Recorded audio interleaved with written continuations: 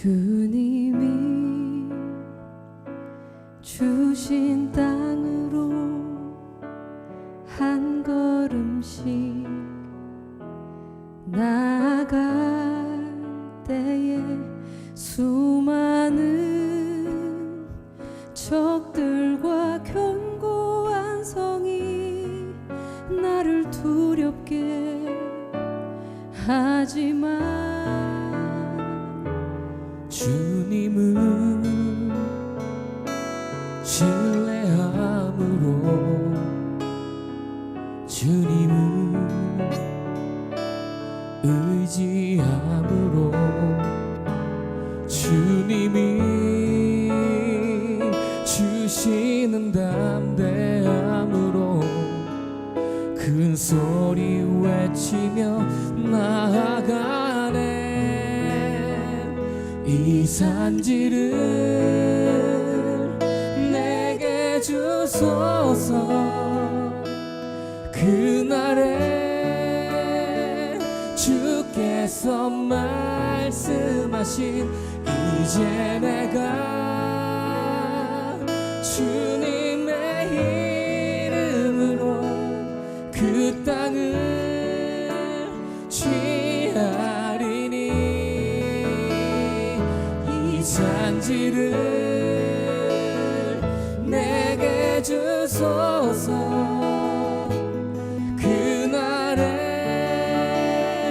주께서 말씀하신 이제 내가 주님의 이름으로 그 땅을 취하리니. 주님은 신뢰함으로 주님은 의지함으로 주님이 주시는 담대함으로 큰 소리 외치며 나아가네.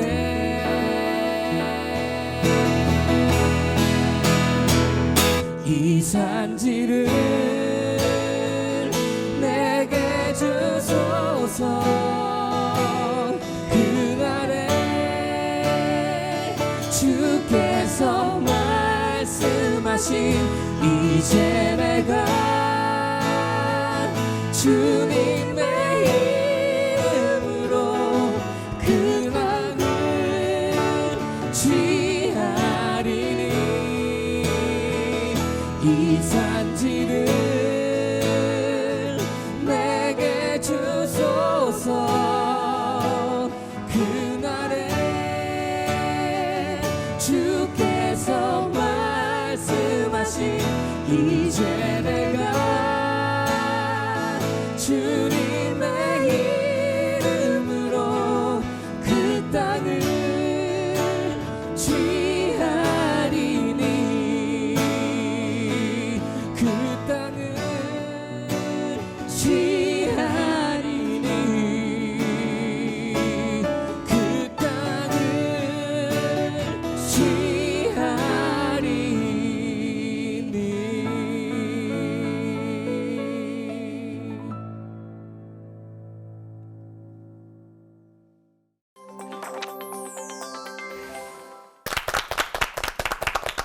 이 산지를 내게 주소서. 85세 갈렙이 요청하자 그를 축복하고 헤브론 땅을 주어서 기업을 삼게 한 여호수아를 기억하시나요? 오늘 CBS 올포원 하나님 시리즈는 바로 그 여호수아의 하나님을 만나는 시간을 갖겠습니다. 모세가 후계자 삼았으니까 여호수아도 보통 인물은 아니었을 겁니다. 보통 인물은 아니죠. 그쵸. 근데 보통 하나님이 쓰시는 분들은 보통 80이 넘어야 되나 봐요. 85세 그죠? 네. 아마 그 모세가 후계자 누구 세우죠? 그랬을 때 하나님이 딱 낙점하셨잖아요. 눈의 아들 여호수아가 여기 있지 않니 하고. 맞아요. 이름부터가 주님은 구원자시다잖아요. 그래서 이스라엘 백성의 구원자로 그 리더로 지목된 이 여호수아. 네. 근데 늘 함께했던 모세가 없는 여호수아는 아. 이 단팥 없는 찐빵이 아니었을까 싶은데요. 김 빠진 사이다. 그렇죠. 그런 표현을 하니까 또 이런 표현도 생각이 나네요. 네. 장주의 없는 올퍼원이다. 이런 느낌이 이러니까 또. 그래서인지 네. 그래서인지 여호수아 1장부터 하나님이 그 유명한 말씀을 딱 하세요. 맞아요. 강하고 담대하라. 두려워하지 말며 놀라지 말라. 내가 어디로 가든지 내 하나님 여호와가 너와 함께 하느니라. 이라. 다시 한번 다 해서 네. 예. 아니 근데 격려는 되겠죠. 그렇지만 이스라엘 백성을 이끌고 가나안 가는 길이 쉽냐고요. 어렵지. 굉장히 어렵잖아요. 그럴 때 하나님께서 좀 말씀만 하시는 게 아니라 액션도 취해 주시죠. 어렵고 힘든 상황에서는 좀 취해 주시겠죠? 그럼요. 그랬으니까 그 길을 갔죠. 그 힘든 길을. 말씀이라는 단어 안에는 거기에 액션이 함께 들어있다 이렇게 봐야 되지 않나 싶어요. 사무장님도 예고 저도요? 한마디. 예고 한마디. 정말 말씀에 액션이 들어가 있으니까요. 네. 나바르라고 하는 히브리어가 나바르 히브리어로 말씀이거든요. 근데 그거의 또 하나의 뜻은 이벤트예요. 사건. 말씀 안에는 사건이 들어가 있어요. 하루아침에 제2의 모세가 되어야 했던 여호수아. 여호수아의 하나님은 어떻게 여호수아를 통해서 일하셨을지 알아보겠습니다. 지형은 목사님께서 시작해 주시겠습니다.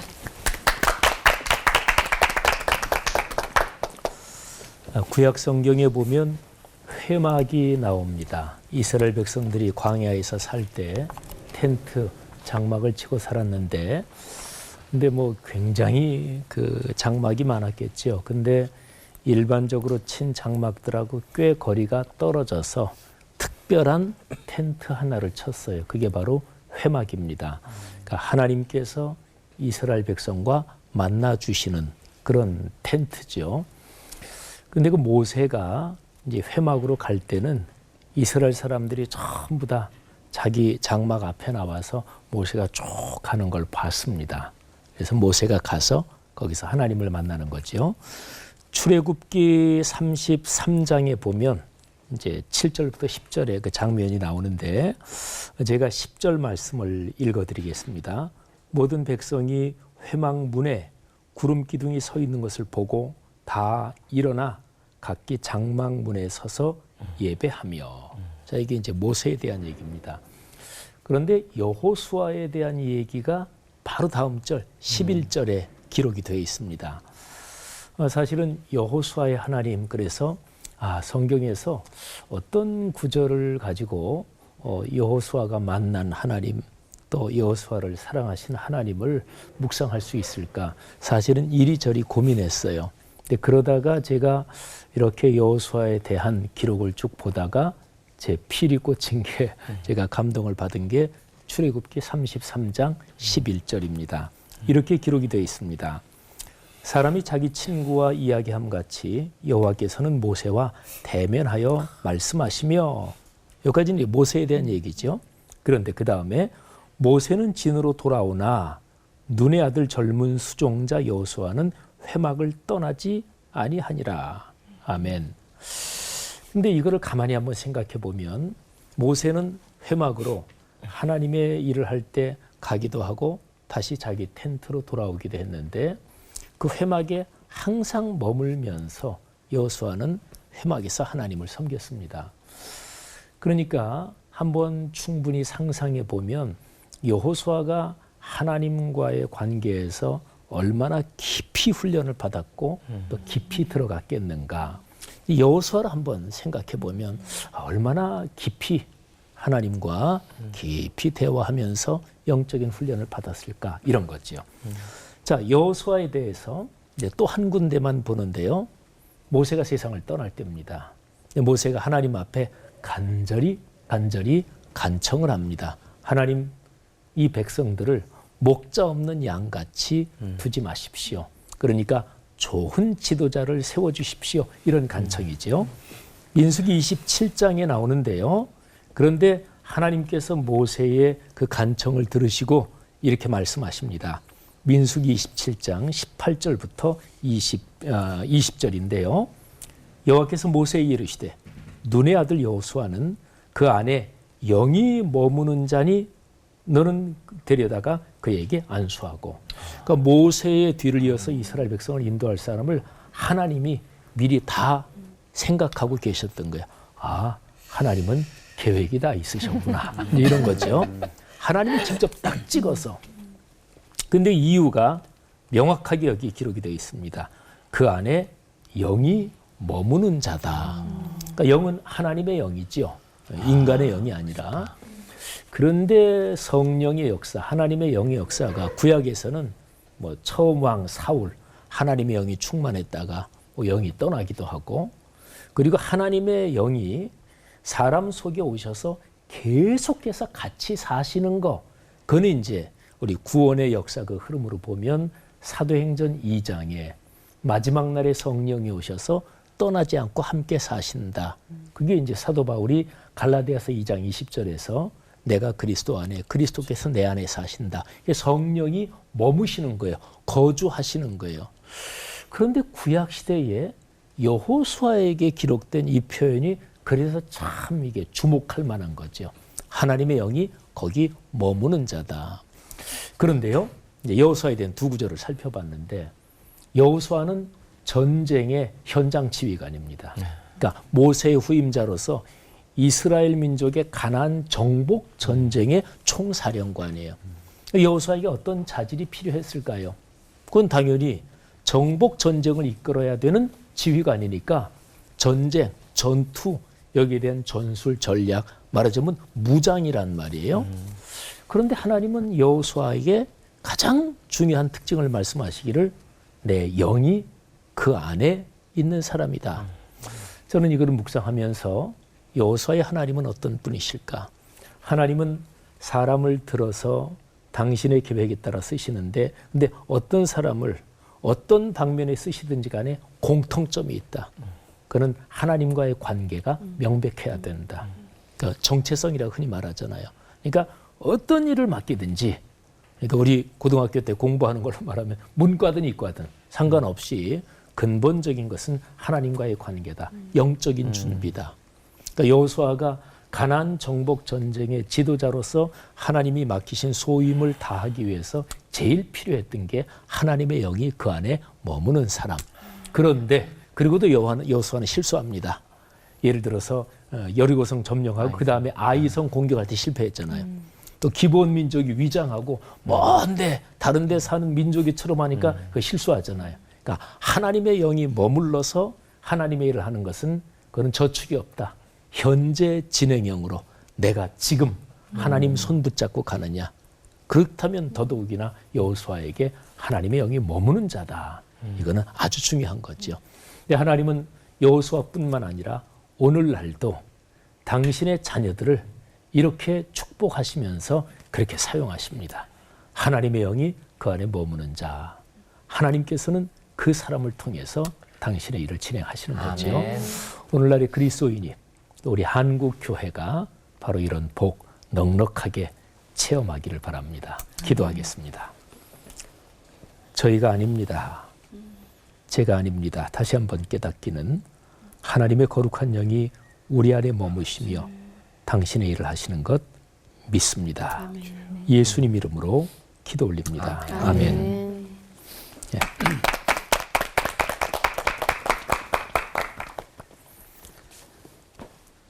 여호수아는 모세의 후계자입니다. 그런데 모세와는 좀 결이 다른 지도력을 보여줍니다. 이번 기회에 제가 여호수아가 나오는 본문들을 한번 꼼꼼히 다시 한번 읽어봤어요. 그랬더니 참 재밌는 것을 많이 배웠는데요.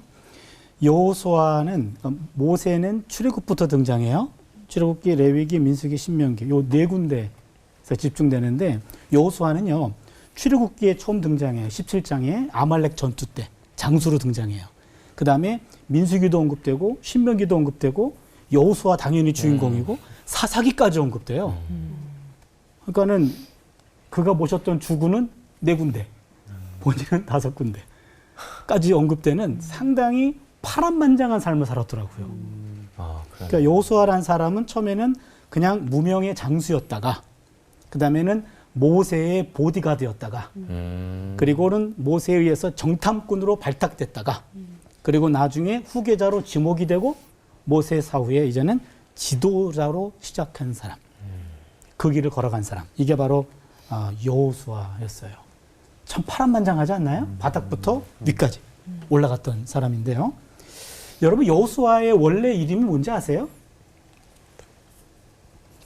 원래 호세아였어요. 원래 호세아였는데 정탐꾼을 발탁할 때 호세아를 발탁해서 이름을 바꿔줍니다. 여호수아로.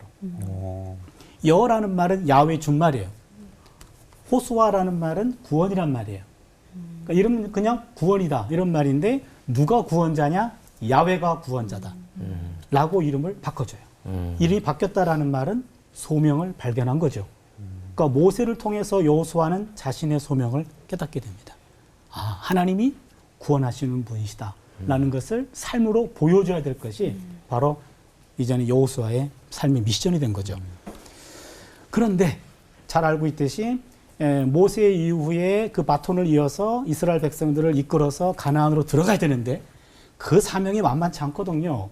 흔들리는 마음, 이 흔들리는 마음을 하나님이 붙잡아 주십니다.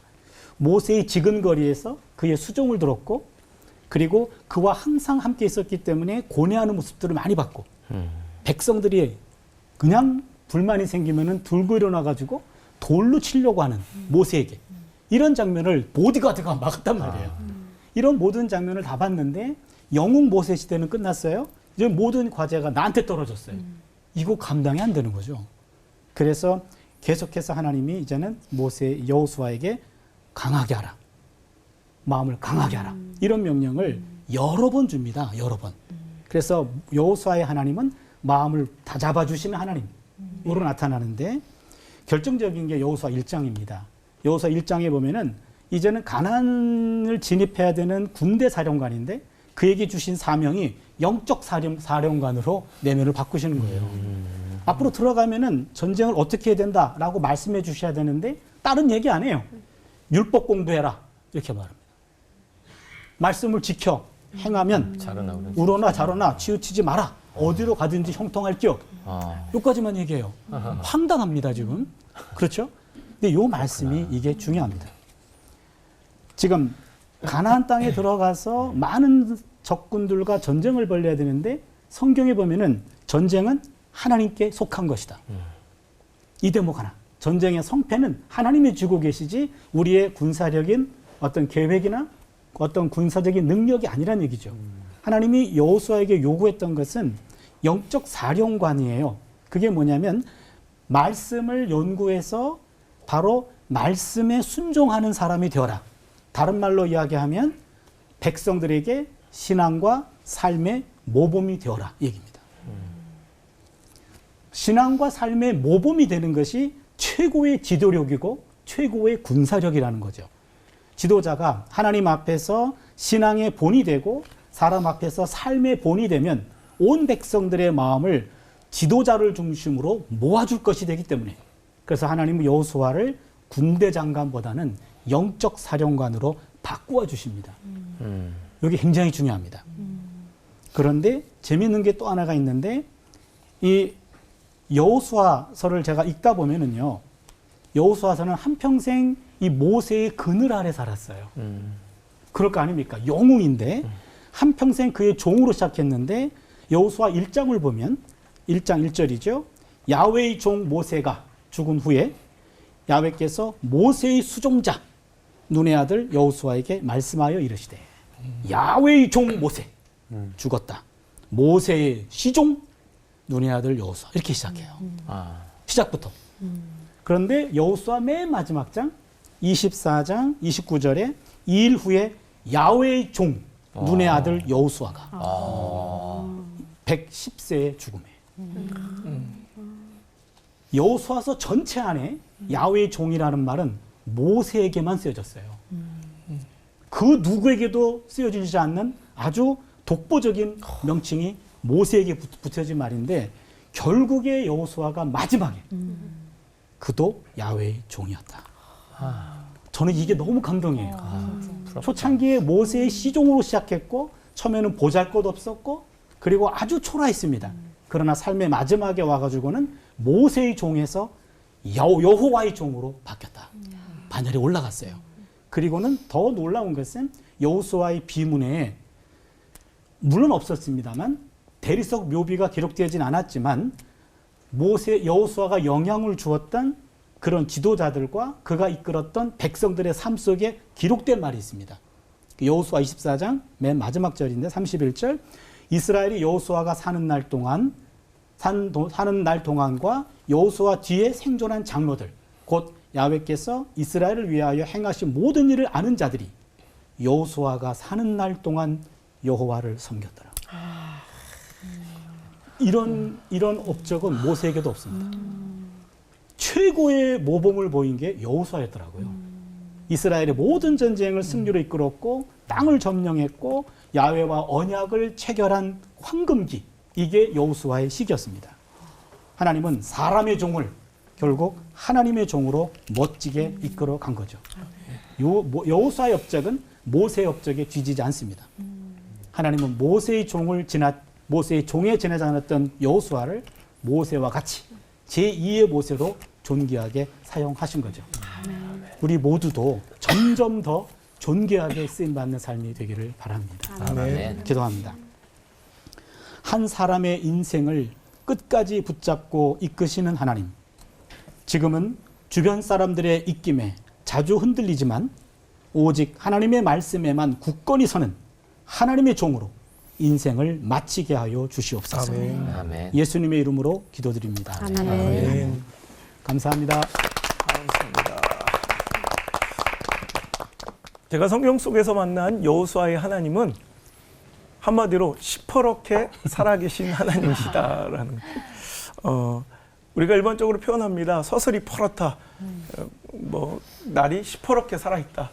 우리가 파란색의 극단적인 이 표현은 살아있음과 힘을 상징하는 표현으로 자주 씁니다. 서슬이라면 이 날카로운 철에 이 날카로운 이 면이나 깨어진 유리 조각의 그 날선 면을 가리켜 서슬이라고 합니다. 그래서 서슬이 퍼렇게 살아있다라는 것은 당대의 권력이나 힘, 그 능력도 이 정치 권력의 힘이 아주 당대 최고에 올라 있고 두려울 정도로 무섭다라는 의미로 우리가 많이 사용되는데, 그렇듯 우리 하나님은, 여호수아의 하나님은 시퍼렇게 오늘도 이 시간 살아 역사하신 분임을 우리가 너무나도 당연하지만 다시 한번 이 시간을 통해 깨닫고 믿을 수 있기를 주의 이름으로 축원합니다. 그렇잖아요. 그러니까 누가 그러더라고요. 제가 이 동일한 제목의 책을 내니까 그럼 하나님이 언젠 죽었더냐?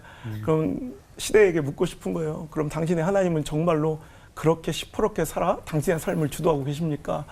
믿음은요, 살아계신 하나님에 대한 믿음은 입술로 주장하고 설명하는 것이 아닙니다. 내 삶으로 드러나고 증명되는 것이죠. 그렇지 않은 믿음은 실은 그 주장과 설명에 그치지 않는다는 거죠. 오늘 여호수아를 보세요. 여호수아가 사는 날 동안 이스라엘 민족은 오직 하나님만 섬긴 거예요. 얼마나 멋져요. 그가 결단을 요구합니다. 여호수아서 24장 14절에 그러므로 이제는 여호와를 경외하며 온전함과 진실함으로 그를 섬기라. 너희 조상들이 강 저쪽과 애굽에서 섬기던 신들을 치워버리고 여호와만 섬기라. 이런 양다리 걸치듯 보험 들어놓듯 하나님도 의지하고 하나님도 필요한 사람들이 아니라 우리는 오직 하나님만, 아멘. 하나님만 사랑하고 필요하고 의지하고 확신하며 꿈꾸고 사랑하는 그런 사람들이야 될 줄 믿습니다. 그러면서 그가 선포하죠. 오직 나와 내 집은 여호와를 섬기겠노라. 이어서 선포합니다. 우리 집에 가면 많이 신방 액자나 많이 걸려 있잖아요. 그래서 정말로 액자만 걸어놓지 말고 이 당당한 선포가 우리 가정과 자녀들, 우리 다음 세대들의 선포와 믿음의 고백되기를 주 예수 그리스도 그 소망의 이름으로 간절히 소망합니다. 정말 그래. 오늘 여호수아는 자기가 정치적 리더가 되었어요. 이스라엘 민족 끌고 가야 돼요. 자기가 원하는 방향으로 이끌어야 돼요. 제가 정치학을 공부한 사람으로서 이러면 정치 선동 전략이 필요해요. 그래서 오늘 야, 내가 하나님 편이니까 너희들 하나님 편에 서야 돼 라고 정치 선동하고 있는 것이 아니라 제가 본 바 이 여호수아의 고백은 자기 확신입니다. 그건 보았거든요. 모세의 수종자로 있을 때부터 정작 칼을 들고 나가 목숨 걸고 싸우는 것은 본인이 듯하나 정작 하나님의 종 모세의 기도에 연관되어 성패가 결정되는 것을 보았거든요. 그 숱한 위기 어려움 속에서 하나님 개입을 보았거든요. 자기가 지도자가 되어 그 세찬 물살, 그 두려운 요단강을 건널 때 그는 보았거든요. 정말 이해도 안 되지만 묵묵히 순종하며 그 견고한 여리고성을 7일 동안 돌고 있을 때 그는 보았거든요. 그 견고하고 무시무시한 여리고성을 박살낸 그도 그 하찮게 보던 아이성의 비참하고 비통한 패배도 보았거든요. 거기서 결국 그가 느낀 건 우리 하나님은 시퍼렇게 살아계신구나. 문자 속에 활자 속에 묶여있는 분이 아니라 저와 여러분이 여호수아처럼 오늘도 만나야 될 하나님은 오늘도 그 시퍼런 홍해를 갈라버린 그분이 오늘 우리가 말씀 듣고 있는 그분인 줄 믿으십니까? 그 견고한 여리성을 손가락 하나 까딱하지 않고 무너뜨린 그분이 바로 우리 하나님이시라는 걸 우리는 믿어야 할 줄 믿습니다. 그거예요. 시퍼렇게 살아계신 하나님. 누구나 그래요. 나는 하나님의 살아계심을 믿는다. 근데 그 믿음은 아까도 얘기했듯 드러나고 증명돼야 돼요. 저는 세 가지 모습 속에서 우리 하나님의 살아계신지 내 삶 중에 내 목회 가운데 신앙 가운데 하나님 살아계신지를 좀 점검하는 뭔가 점검의 키트 같은 거라고 생각해. 첫 번째 예배입니다. 예배 가운데 진짜 살아계신 내 앞에 와 계신 그 권능의 하나님을 정말 즐거워하는가. 죽은 사람 제사 지내듯 드리는 그 예배 속에 정말 하나님의 살아계심을 믿는 우리의 믿음이 있는가라는 거예요. 두 번째, 아무도 안 볼 때 나의 모습에 시퍼렇게 살아계신 하나님의 믿음이 드러난다. 3살짜리 아이가 나만 쳐다보고 있어. 그 눈동자가 의식돼도 못할 일들. 그렇잖아요.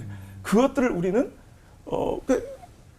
아이만 보고 있어도 못할 짓을 우린 시퍼렇게 살아계신 하나님을 믿는다 하면서 남들이 보지 않을 때 나는 얼마나 행하고 살아가는지 여러분 시퍼렇게 살아계신 우리 하나님의 믿음이 여기서 생겼으면 좋겠어요.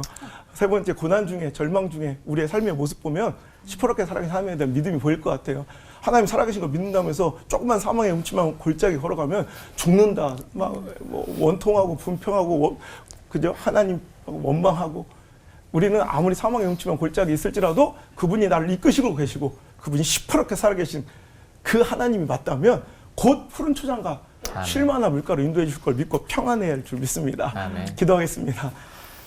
하나님, 오늘도 우리 삶 가운데 시퍼렇게 살아계심을 믿습니다. 아멘. 그 하나님 우리가 꼭 만나게 도와 주옵소서. 아멘. 나의 사랑 참 좋으신 우리 예수님의 이름으로 기도합니다. 아멘. 아멘. 네.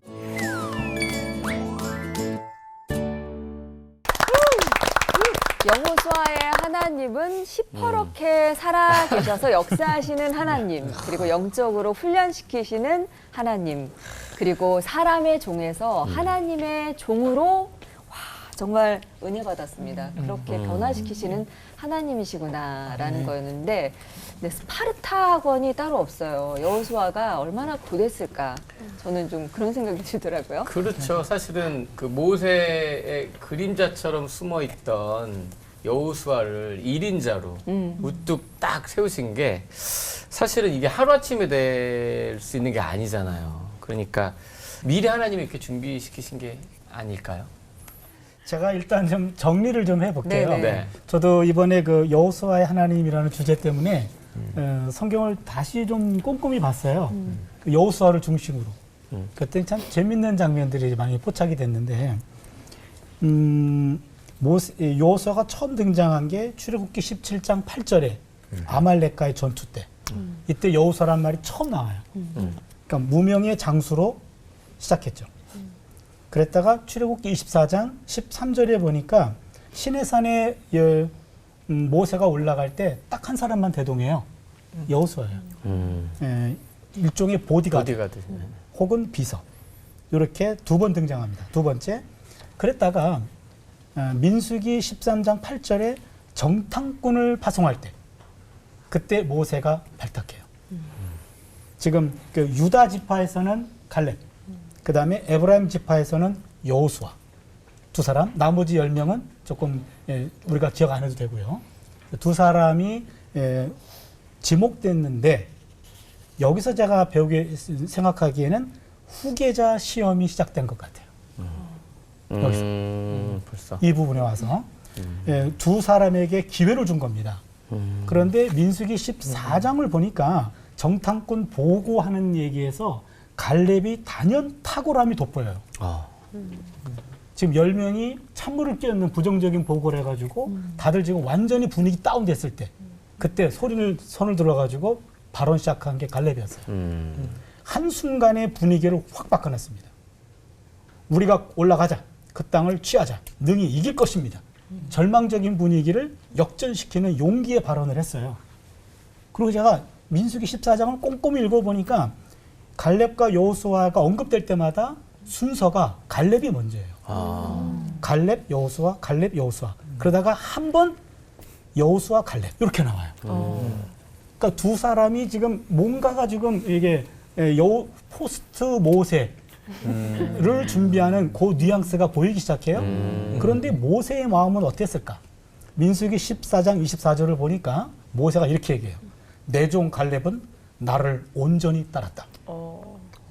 모세는 이미 마음이 갈렙 쪽으로 기운 것 같아요. 거기에서. 그래서 지금 2인자, 3인자의 어떤 그 구도가 형성이 되었는데 그런데 민수기 27장에 가가지고 하나님이 그걸 정리해 줍니다. 우리 지 목사님 설교해 주셨듯이 이제는 무리바 사건이 민수기 20장이에요. 무리바 사건으로 모세는 가나안 땅에 들어갈 수 없으니 이제는 결정됐어요. 그러면 과연 그 다음 일은 누가 해야 되느냐? 라고 할 때 하나님이 이 모세에게 여호수아라 집어줍니다. 그때 27장 18절에 하나님의 영이 그 안에 있다. 이거예요. 요거 하나예요. 갈렙을 능가하는 게 그거 하나입니다. 여호수아는 하나님의 영이 그 안에 있다. 후계자로 지목이 됐어요. 지목되고 난 다음에 민수기 32장 12절을 보니까 계속 백성들은 불신하고 모세에 대항하고 반복됩니다. 끝까지 하나님을 온전히 따랐다. 그 시험을 이겨낸 겁니다. 그리고는 신명기에 떨어져가지고 31장 8절에 보니까 모세가 계속해서 권면하고 격려합니다. 야, 강해야 돼. 담대해야 돼. 내 백성과 함께 약속의 땅에 들어가야 돼. 계속 그 얘기를 해줘요. 그 일이 얼마나 고된 일이었고 힘든 일이었는지 계속 교육을 합니다. 그리고 나서 맨 마지막에 모세가 죽기 전에 신명기 34장 9절에 모세가 마지막으로 안수합니다. 그때 여호수아에게 지혜의 영이 있었다. 이렇게 나와요. 요 두 가지가 굉장히 중요합니다. 구약 성경에서 하나님의 영이 임했다라고 하는 것은 굉장히 중요한 사건이거든요. 여호수아는 2번이나 하나님의 영이 있었다라는 게 언급이 됩니다. 그래서 하나님의 영이 임한 여호수아가 이제는 후계자로 발탁이 되었고 이제는 그가 모세의 뒤를 잇게 되었다. 그래서 후계자의 시작은 정탐꾼 사건이었고 그때는 갈렙한테 조금 밀렸지만 그러나 하나님이 여호수아의 영이 함께 하심을 보고 그를 지목했고 그 이후에 모세와 하나님은 그를 계속 권면하고 교육시켜서 결국에 마지막 지혜의 영이 있었던 여호수아를 지도자로 세운 겁니다. 여기까지가 성경 이야기입니다. 그러니까 계속적인 훈련이 좀 있었네요. 예. 그러네요. 그 이제 여호수아를 그러니까 아까 스파르타식으로 훈련을 시켰다. 스파르타. 굉장히. 그런데 근본적으로는 하나님의 사람으로 훈련된다. 그게 이미 이만큼 훈련돼 있기 때문에 하나님 뭐 잠시 쉬셔도 지금까지 훈련된 또 저한테 주신 거 가지고 제가 할 테니까 너무 피곤하실 테니까 좀 쉬십시오. 그건 없다. 그러니까 하나님께서 우리를 훈련하신다. 그거는 어떤 면에서는 딱 한 가지 항목밖에 없다. 이렇게도 볼 수 있을 것 같아요. 뭐냐면 지금 주님의 손 잡고 가는 거. 그래서 이제 아까 저는 이제 설교에도 연관해가지고 그렇게 많이 훈련된 여호수아가 가나안 정복 전쟁 초기에 사실은 시행착오를 또 거치잖아요. 아이성 공격할 때 실패하고 또 기브온 사람 잘못 판단하고 근데 그때 이제 하나님한테 안 물어봤던 거죠. 여리고성 큰데 이거 뭐 무너뜨렸는데 아이성 저거는 아이고 뭐 하나님 요거는 우리가 그냥 할게요. 근데 그게 아니고 늘 내 손 붙잡고 가야 된다. 그리고 주야로 그것을 묵상하여 그랬으니까 뭐 밤낮 할 것 없이 주님 손 붙잡고 가야 된다. 그래서 뭐 스파르타식 훈련이라고 얘기하면 그 훈련은 여전히 끝까지 계속되는 것이고 가장 중요한 거는 하나님과 동행하는 거다. 이런 시각도 필요한 것 같고. 근데 차 교수님이나 제가 설명한 것보다 이제 더 시퍼런 설명을 우리 이제 한 목사님께서 시퍼렇게 해서 다른 훈련, 뭐 특별히 어디 신학교에 들어가거나 어떤 코र्스를 마쳐야 되는 게 아니라 그가 지도자로서 훈련받은 가장 중요한 지도로 선택된 두 가지는 그러니까 이 멋진 지도자 모세의 곁에서 늘 바라봤던 것과 또 아까 우리 지 목사님 말씀하신 것처럼 만약에 누가 넘버3래 내가 넘버2야 뭐 이러면 하나님께 항상 자기는 연약합니다.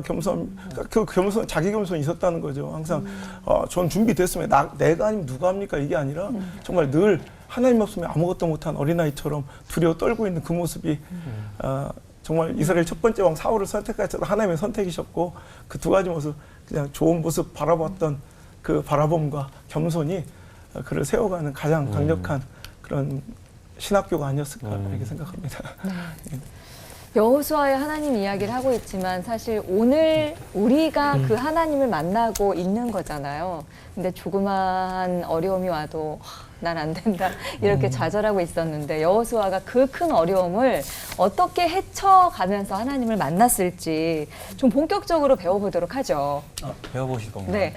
그래서 준비했습니다. 2인자 여호수아가 최고의 리더십을 발휘하기까지 역사하신 하나님을 만나기 위한 질문. 아, 길었다. 네.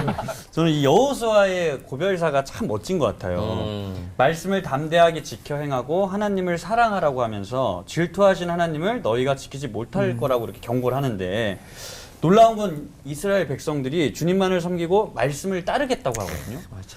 여호수아의 이 어떤 지도력과 어떤 모습이 이처럼 바로바로 먹히는 리더십을 만들었을지 우리 차준희 목사님께 질문을 드려보도록. 네.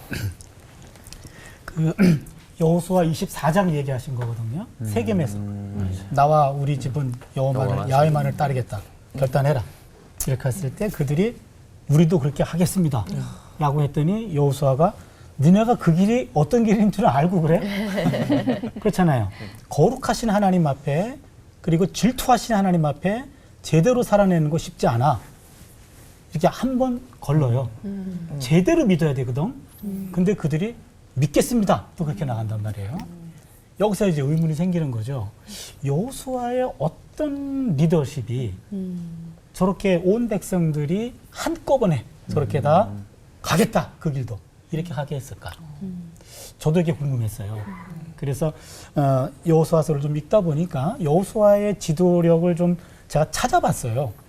아까 제가 설교했을 때 여호수아가 사는 날 동안 그 다음에 여호수아가 죽고 난 다음에도 그의 생전에 설교를 들었던 사람들은 다 야훼를 섬겼다. 그랬단 말이에요. 영향력이 대단했다는 얘기죠. 그러면은 뭐 어떤 리더십이 있을까? 제가 찾아낸 건 4가지인데요. 첫 번째는 그 하나님을 온전히 따랐다라는 표현. 민수기 32장 12절에 나오는데 사실은 이 하나님을 온전히 따랐다라는 말은 갈렙에 대한 원래 평가였어요.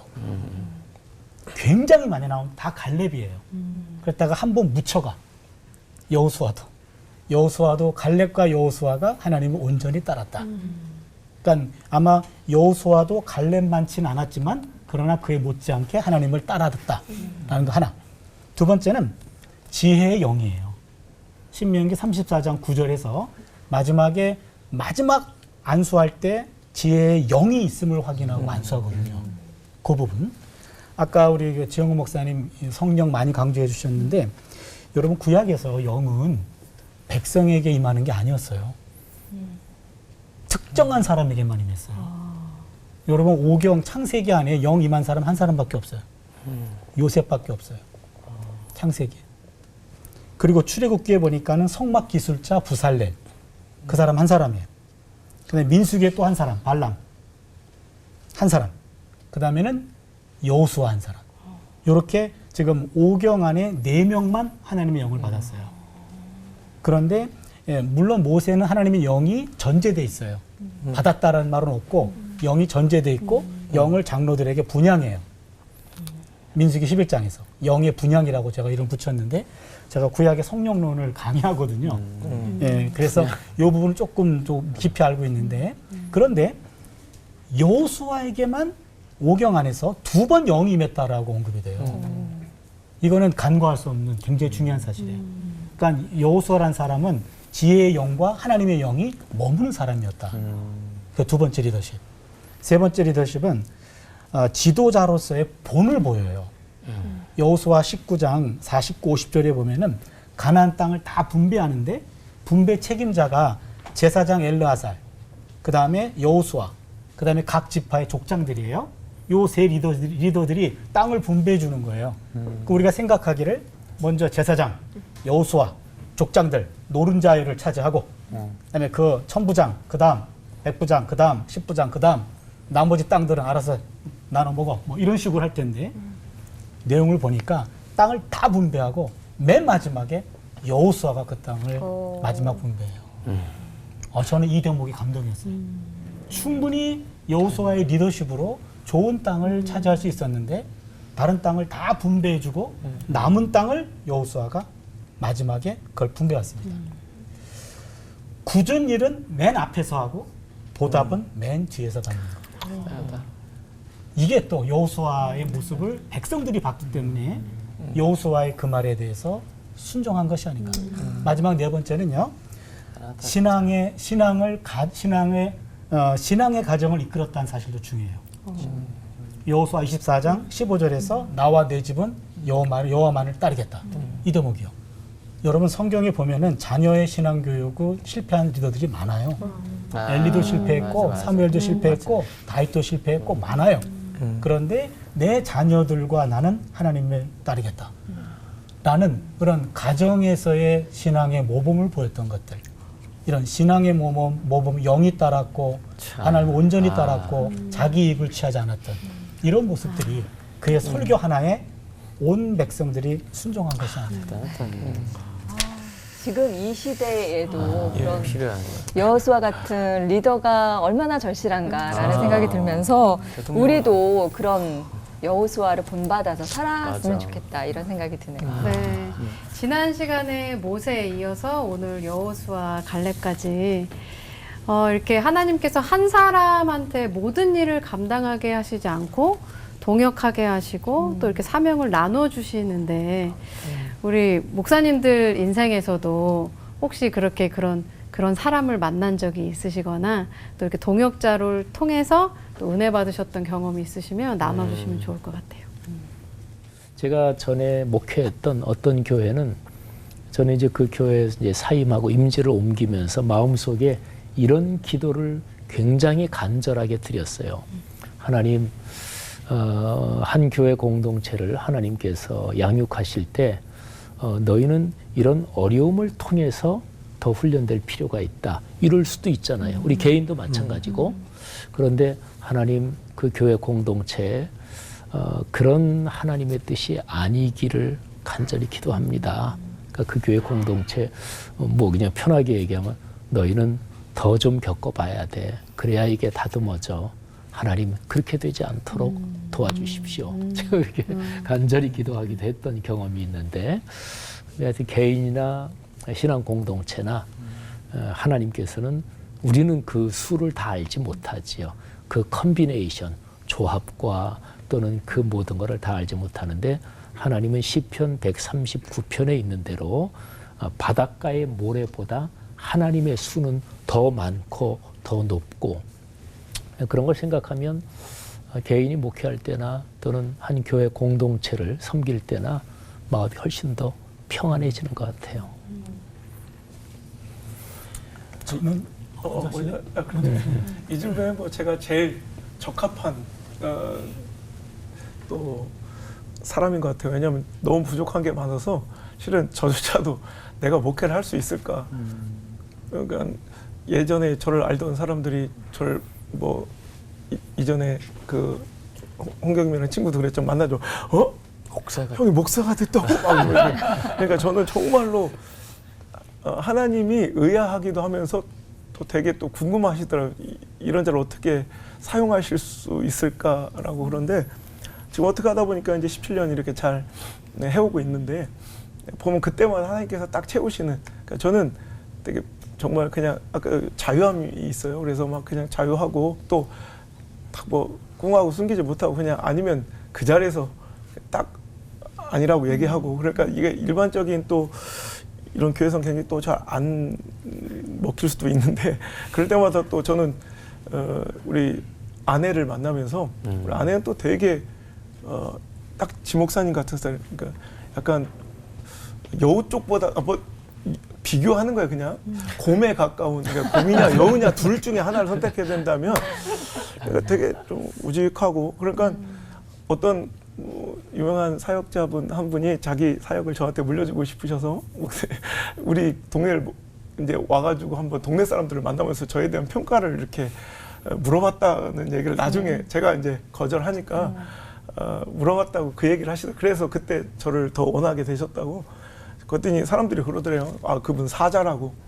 그냥 뭐 누구도 상관없이 아닌 건 아니고 얼마나 무서운지. 그래서 그 교회는 함부로 못 간다고, 박살난다고 잘못 가면.